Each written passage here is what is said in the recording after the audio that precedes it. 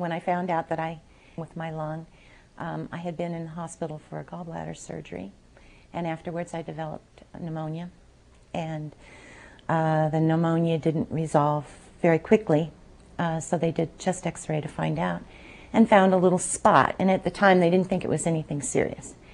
And my doctor, my family doctor, recommended that I come back 3 months later and have a repeat x-ray to see if it had resolved. So I went ahead and went on my winter vacation and had a good time, and came back in February, and around the 23rd of February, I went in for a CT scan. I'm sorry, that was about a week earlier. I went in for a CT scan. A couple days later, my doctor wanted me to have a CT-guided needle biopsy, and I had that done. And at that time, they found that it was adenocarcinoma. It was recommended I have it removed. And a couple days later, I had heard that Dr. Hazelrig did a new surgical procedure, which was called a thoracoscopy. And what happens with this surgery is that they go in with 3 small incisions and are able to remove even the lobes of the lung. They do have to open one incision a little larger to pull the lobe out, but they do the major portion of the surgery with the 3 small incisions. And of course, that sounded much better to me than the whole surgery. So I contacted Dr. Hazelrig, and he explained both procedures to me, because he said he wouldn't know until he got in whether the surgery could be done thoracoscopically or whether I'd have to have the regular larger surgery. And of course I was hoping that it would be the small one. Before the surgery I had to have breathing tests to see if I had enough capacity, air capacity, and they also ran EKG and, I mean, just basic tests. Of course, Dr. Hazelrig, of course, looked at the x-rays and looked at the CT scans and showed me on the scan what it looked like.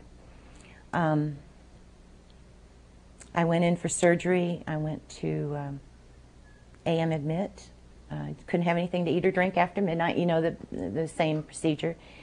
In the holding area, it was about a couple hours later, the nurses prepared me for the surgery, and I went into the surgical suite, and that's the last I remember. You know, everyone was very helpful, and the anesthesia provider and the nurse, and it just really helped me relax. It was frightening, it was scary, but I really hoped that I would have the smaller surgery done. And I remember just barely waking up in recovery, and the first thing was like, did they do the big one or the little one? And my husband was there and Dr. Hazelrig, and they said they were able to do the surgery through the smaller incisions. So I was out of the hospital in 3 days, unbelievably, to most people. They did have to leave a chest tube in a little longer than they anticipated. And after they took the chest tube out, I had the surgery Wednesday around noon, and they took the chest tube out on Saturday and said I could either stay or go home, and I chose to go home, and I did fine.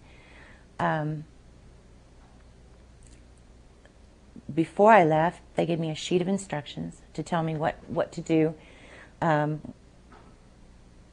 upon, you know, how to change the dressing and what to look for, and I got along great with all that. I really felt like most of my questions were answered in advance.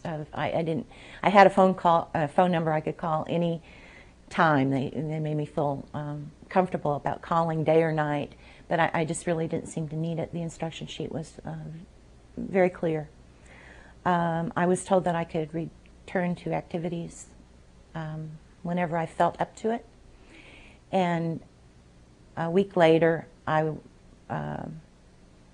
had to go in for my first doctor's appointment, and I'm speaking a week after my surgery. And then about 10 days later, I decided to drive, that I felt well enough to drive. The only thing that I had that was uncomfortable and that stayed uncomfortable for a while was where the scope had laid on the intercostal nerve, and so it was kind of uncomfortable for well, several weeks, and that was probably the worst part of the surgery. Afterwards, I found out that they had removed the whole tumor, that none of the lymph nodes were involved, and I mean, if you had to have a lung cancer, that was the best kind to have. It was the most treatable kind, and so I feel very fortunate, and I feel fortunate that Dr. Hazelrig was available to do this better surgery, as far as I'm concerned. And let's see, after surgery, about 2 weeks later, I started walking. I resumed a walking program, and now I'm increasing it. I'm 8 weeks past my surgical date now, and I'm walking 3 miles a couple days a week and 2 miles up to 4 or 5 days a week. So I'm back to my regular activities. I even rode horseback 2 weeks ago, and so I feel like, I mean, if you have to have a surgery, that this was probably the best way to go for a lung surgery.